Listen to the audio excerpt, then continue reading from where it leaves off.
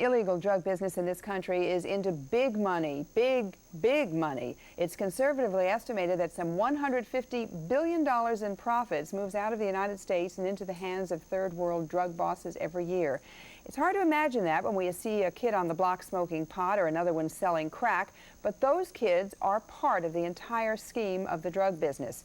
One major effort to keep kids out of it is called Just Say No. It's supported by First Lady Nancy Reagan and thousands of others. There are some 1 million kid members nationwide.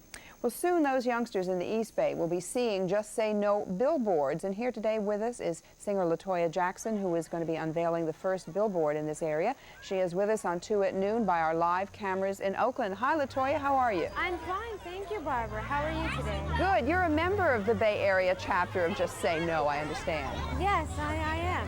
Why did you get involved in something like that, Toya? Well, I felt that it was something that was definitely needed today in the world. 6 months ago, I ran into someone that was involved in the Just Say No program from Nancy Reagan's staff.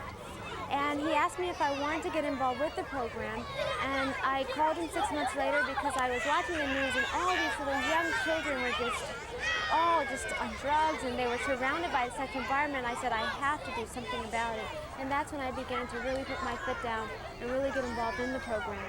That's terrific, Toya. I want to mention that also joining us, and someone who is also a big supporter of an anti-drug program, is former 49er Delvin Williams, one of the founders of the Pros for Kids anti-drug effort. Why did you get involved in a program like that? Well, first of all, Barbara, after having my own problem with cocaine abuse, it was something that I had a burning desire that I wanted to help and at least give something back to the kids and to at least help them make some responsible decisions about their lives. What's your opinion of the Just Say No program that Mrs. Reagan is behind and Toya is part of as well? Well, I'm in support of it. I think in anything that we can do in this day and age to help kids understand the problem of drugs is good. I think that over the years, the Just Say No program has broadened their scope, in that not is more to it than just say no. I think there's some other things that they're doing. I think, as I say, I'm a big supporter of any program that's doing something for kids, and particularly Mrs. Reagan has been a big supporter of our program. Right. I want to ask Toya, she's out there in the middle of a school ground with lots of kids, so it's a little bit hard for her to hear. But Toya, let me ask you this. You're in a business, the music business, you're a singer, and certainly from a performing family. It's a business, however, that is known for many of its members to be involved in drugs. Have you ever encountered drug using as you've gone through your career?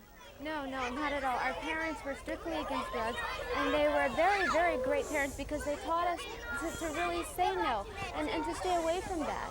And so we have never really been involved in drugs. And that's why it's so important to me to reach out to the little kids and let them see how important it is to stay away from it. Because I realize that the children, and just looking at their little innocent faces, they don't know that it's wrong to say yes. They think that it's a part of life because it's their environment. They think it's okay. So you got to teach them and let them know that this is wrong. This is something that you don't do.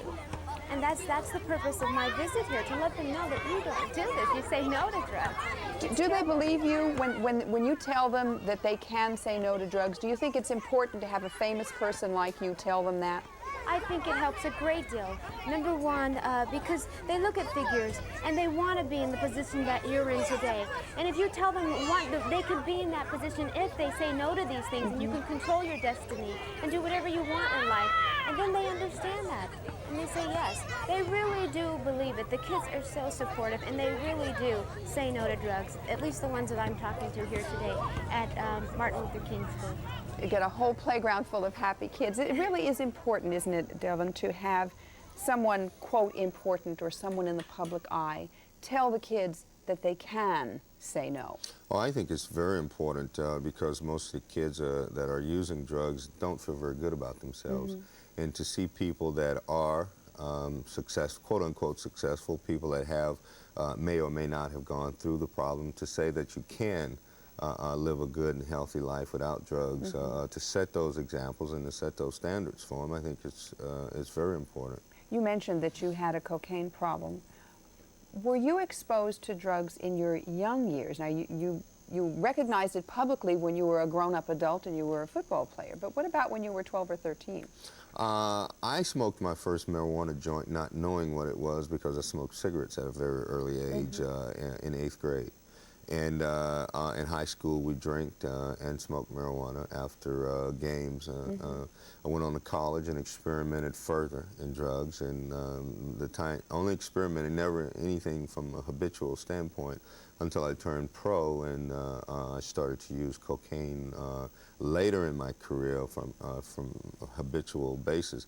And I think as what happened to me as I grew older and as pressures, each level that I had gone up in my career and life, the stress got heavier, and the decision making was much harder. I was away from home, coming out of inner city ghettos, and turning pro, never having a checkbook, and all those kinds of things. But you had money too, and it made it easy to get, didn't it? Yes, it did. Money did make it a little bit easier to access the drugs. Yeah. So for a person in sports, because more and more now we're hearing about big name people in sports who in fact have a drug problem or have had a drug problem. That's sort of disillusioning to the kids who kind of looked up to guys like that, isn't it? Well, I think it has its negative effect, but I think there's a lot of guys that are out there that are not doing drugs that don't get the attention that That's they always should. the way, isn't it, Yeah. though? The ones who are in trouble are the ones we hear about. That's right. And there's a lot of us, those of us that have used, and a lot of those guys that have never used drugs are out and want to really help kids and get the message across. And I think we have to focus on that, too, as well. Yeah, I want to mention that to LaToya. I hope that you could hear that conversation, LaToya, because I think what you're doing, you said that you have never been involved in drugs, and that you are able to have a successful career and be a good example for the kids. Yes, absolutely. What are you doing now in Oakland? Have you unveiled the billboard yet? Oh yes, definitely. We did that maybe 30 or 40 minutes ago. And that's one of 40 that are going to be seen around the Bay Area, is that right? Yes, it is. Yes, it is. And now we're going to extend them to New York and Los Angeles and some of the other states as well. Well, that's terrific. Thank you very much, LaToya, for being with us today and for being part of the program. I know it was very important for the kids in Oakland to have had you here. Thank you very much. Thank you, Barbara. Thank you very much. Goodbye. Okay. We will be losing her at this point, but Delvin Williams will be staying with us, and when we come back, we're going to find out why some people think the Just Say No program doesn't really work and won't work, and that in fact all the money involved is just misspent. Stay with us.